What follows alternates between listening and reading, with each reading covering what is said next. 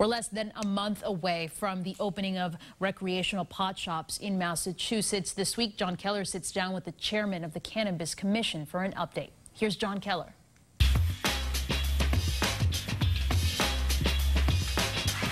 Good morning. Thanks very much for joining us. Less than 1 month to go now until recreational marijuana sales become legal here in the state of Massachusetts. And everywhere I go, people have questions. What's it going to be like? How accessible will it be? On and on. So here to answer some of those questions, making a return appearance here, and we appreciate his accessibility, the chairman of the State Cannabis Control Commission, Steven Hoffman. Steve, welcome. Good morning. How are you? Good to have you back. Thank you for coming in. My pleasure. So July 1st falls on a Sunday. We just discovered that, yes. Okay. Are marijuana sales allowed on Sundays like liquor?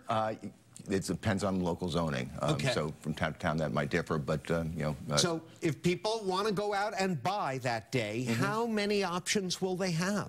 It is really hard to tell. I apologize. I'd love to give you a definitive answer. I can't. What we know is that we have 38 applications right now that have been submitted that we are reviewing.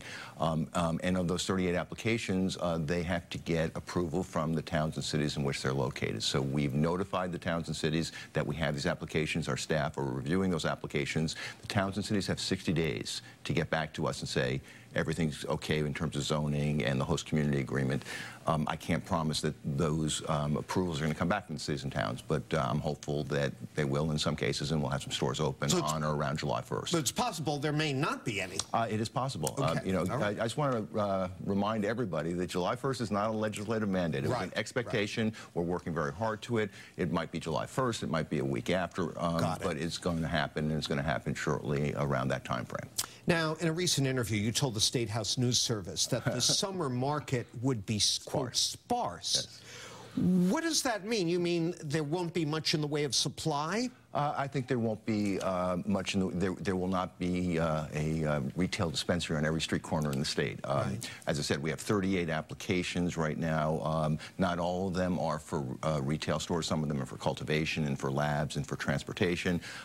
So we have, you know, a handful, maybe a dozen retail license applications. We're going to process them. Again, we have to wait for the city and town approval. So by July 1st, there are not going to be a lot of retailers. So the ones that do open over the summer, I read your comment to mean they may well have limited supply for sale. My comment was intended to talk about the number. Okay, got it. Not the fact that they'll have inventory. They will have inventory. Now, with a limited number opening early on, will there be, aren't there restrictions on the number of people allowed in a store at any given time? Yeah, there could be lines. You know, there'll be security. We have very stringent security requirements as part of our license applications, and we're going to enforce those.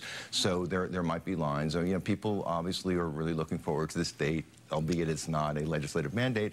So I expect there'll be a fair level of interest in the stores that are open. You know, one of the things that's happening is that the retailers have to negotiate what's called a host community agreement with cities and towns, and that is to cover the incremental costs that the cities and towns are going to incur, and including some extra security, perhaps. We have to take our break, but briefly here, who polices the situation with these dispensaries? Well, I think it's a combination of law enforcement and ourselves. So we have enforcement authority for our licensees, and so we're going to ensure that they are doing everything they need to adhere to the regulations that we put in place. But obviously, local law enforcement is going to be involved as well, and that's why there's incremental costs that might be incurred. I mean, will these places have to hire a detail cop? Some of them will choose to. I mean, again, we're not telling people what to do or how to do it. We're telling them, here are the security levels you need to attain. How you do it is your decision, and the same cities and towns will make their own decisions. So if Kevin from the infamous anti-legal marijuana ad, remember?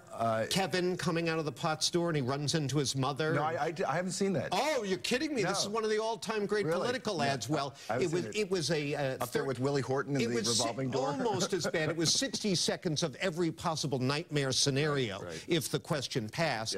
And Kevin, who appeared to be underage, walks out of a place with a bag full of edibles. Kevin could well be busted if he tries that. Yeah, well, right? first of all, Kevin's not going to get into the store if he's underage. Okay.